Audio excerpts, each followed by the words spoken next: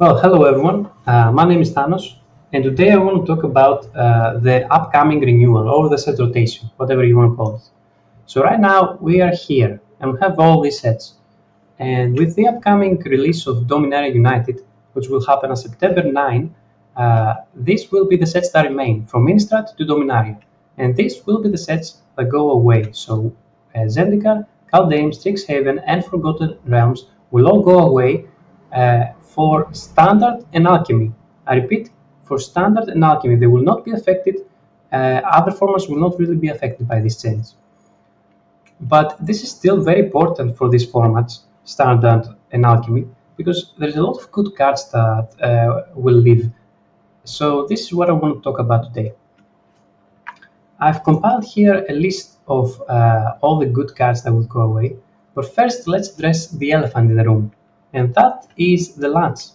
So if I go here and check all the lands for these sets, which are the ones that again will leave from Standard, we can see, especially multicolored lands, we can see all the goodies here.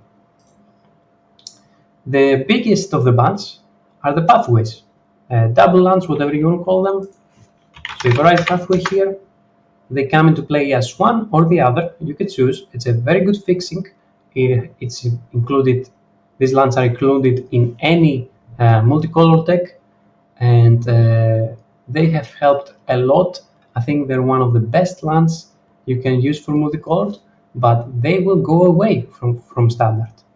So we are losing a big deal here. Another type of land that is underrated but exists, you might not have seen it a lot, but it's another good fixing, are the snarls. So you play it, you reveal a swamp or a plains, and you get the same colors. If you want to come into play untapped. So this type of snarls didn't see a lot of play in constructed, but hey, they're good, they're there, and they will be gone. Additionally, another very important land type are the Zendikar lands. So if I go here and check these buttons and remove all the basic lands, we can see the multicolored. I remove the multicolored, so we can see here the Zendikar lands, which are basically a choice of what do you want. Do you want a land or do you want a spell? And they can help a deck have more potential lands than the standard number. So control decks usually play like 25 lands, but if you had Zendikar lands, you could play 24 lands plus one of these. And plus, for example, Juari Disruption, a very popular card. Uh, if you needed the 25th land, you could use this as a land. If not, you could use it as a spell. Very helpful. They will be gone and missed. Among them, the best ones were the Pain lands, where you paid 3 life if you wanted them to come untapped. So if I write here pay 3, you can see all these lands. I think Emiria's Call was the most popular, but the others are very cool too. If you wanted something extra for the deck, you could replace a plains, or you could replace an island or a swamp, etc., and put one of these cards. It could still function as a plains. It could come into play untapped, but if you went into late game, you could use it as a very strong spell that makes 2/4 for angels, for example. So these are gone as well. Lastly, but not least, the man lands or the creature lands, whatever you want to call them. So if I write here becomes, we can see the creature lands. Hive of the Tyrant Eye, I think it was the greatest. Actually, every card has seen a lot of play, but I liked especially Hive of the Eye Tyrant. It can exile a card, which is very relevant. Then there is Hail of Storm Giants for control decks, Cave of the Frost Dragon for aggro decks, so that you can attack with a lot of mana into the late game. Then again for aggro, this was a lot of mana ramp. You need a lot of mana ramp, but very useful card again. So they are also gone. So bye bye. And I wanted to mention one more card type, but let me see here. I just noticed that as I was speaking. Oh yeah, this type of cards. So these usually don't do a lot. I don't see them played, but the Menstrums could create a cairn. Specifically, I've played it. The Delve 3 is very relevant. It can win games if you need that extra 3 to kill the opponent. So those are the lands, and you might wonder, okay, we're missing all the dual lands now, all the pathways. What do we do? How do we build decks? Is this enough? Is this top lands enough? No, they're not. And thankfully, uh, we will get the Painlands from Dominaria. The Painlands come to play untapped. You can either add colorless, or if you want to add color, you have to take 1 damage, which is fine. They're beautiful. You've known them, probably. They're amazing. They will replace the dual lands, and we will still be able to craft a lot of color decks. Dual color and triple color. I believe they will still be easily easily made.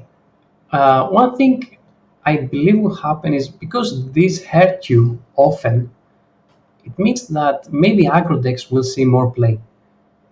Aggro decks are already very strong, but this might make aggro decks even stronger because they have already dealt a lot of damage since the opponent will be using these lands. Let's not trifle and procrastinate anymore. Moving on, these are the cards that will live, and I think they're the most important cards. So here we have 4 white life gain cards, cleric class, along with Valkyrie. They're gone. So angel decks and cleric decks, life gain decks, they have lost a very valuable tool. Also, Moon Dancer is gone, another life gain tool. And the biggest impact are the aggro cards of the white. So aspirant, it has seen a lot of play. Standard will no longer have aspirant. So Boros decks, you're missing aspirant now. Mono white, Akron of Emeria, Spellbinder, Apparition, Legion Angel, all of this gone. And some other noteworthy cards, I believe, are Unleashed, Stanheim Unleashed. I think I've seen a lot of play with this card in some control decks. I love Blade Historian for aggro. He is not used a lot, but I think it's very underrated. Doomscar for control decks by Redain. He has flexibility for sideboard.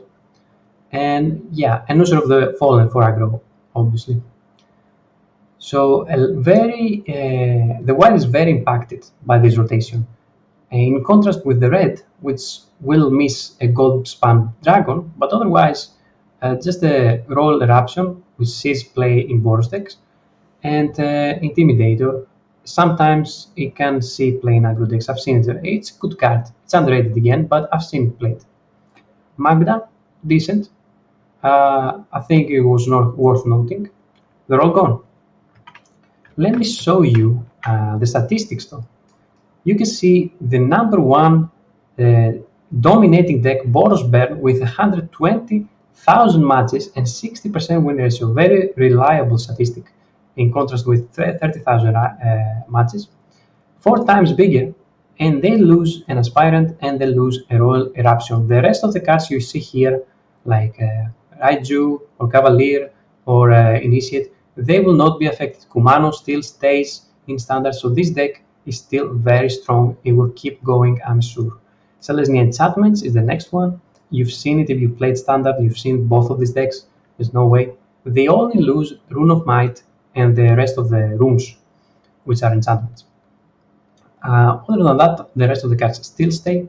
So mostly it's New Capenna, not New Capenna, the other set. I forget the name right now, but it still stays in standard, so all good enchantments go strong. Mono white aggro, I already talked about this. Loses User, loses Aspirant, loses Apparition, loses Takedown, loses Skyclips. This is only one form of mono white aggro. There's a lot of versions. I believe that Spellbinder is amazing, and it's gone now. And lastly, yeah, the angels I mentioned, Valkyrie, I mentioned Legion Angel. It has a lot of good cards remaining. It could survive the rotation. We'll see. But these are the most popular and strongest decks that I see in standard ranked, and that the statistics prove to be true. Moving on, another thing not shown here that I've seen a lot of times is mono green. It loses Blizzard Brawl, amazing removal. It loses Abundance, it loses Ranger class, Wolfpack Leader gone, uh, Chariot gone from standard, and of course, the biggest of them all, Growth Troll, which is very valuable card for the 3 mana you pay. There are some other cards not seen a lot of play, but I've seen some decks. Skewed Swarm, along with Innkeeper, was a deck. Innkeeper, very famous card, gone from standard now. Uh, and I'm closing in with the next two colors. Blue only loses the mill cards such as Ruin Crab, Duelist, Cacophony, very strong, Hideous Laughter, so no more mill in standard. Still, mill will be very strong in other formats. And some control cards like the Foretell, Behold the Multiverse and Saw It Coming, Demilits for Reset decks, Orvar for the sideboard, I've seen it. And that's basically it for blue. Not a lot, not a lot. Black loses a lot of removals. Blood Chief's Thirst. It loses Feed the Swarm. It loses Power Word Kill, which is a very good removal. And cheap. There are commons or commons. It loses Village Rights. I've played with this card a bunch. It's super strong. And it loses the Sacrificing Lamps, Eye Witch, Samblingast, Professor Onyx and Witch Magecraft deck sometimes is played. Lolth, one of the strongest, maybe the strongest planeswalkers. It can win a game on its own. If you played against the Lolth, you know how strong it is. Also Valkyrie, and that's about it for black. Lastly, for colorless, I could only find Cosmos Elixir as being noteworthy. Some control decks try to survive with Cosmos Elixir. These multicolor cards are for middle, Vansiverse for control decks, gone.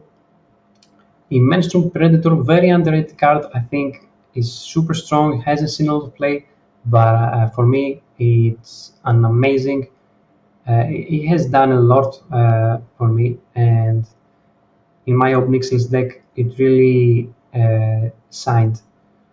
But you will be missed, Predator, bye, see ya.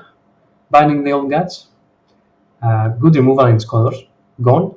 Lord Hold decks, some Ram, some Reanimator decks, no more Lochord for you, and Coma for control Simic decks. That's about it for all the cards.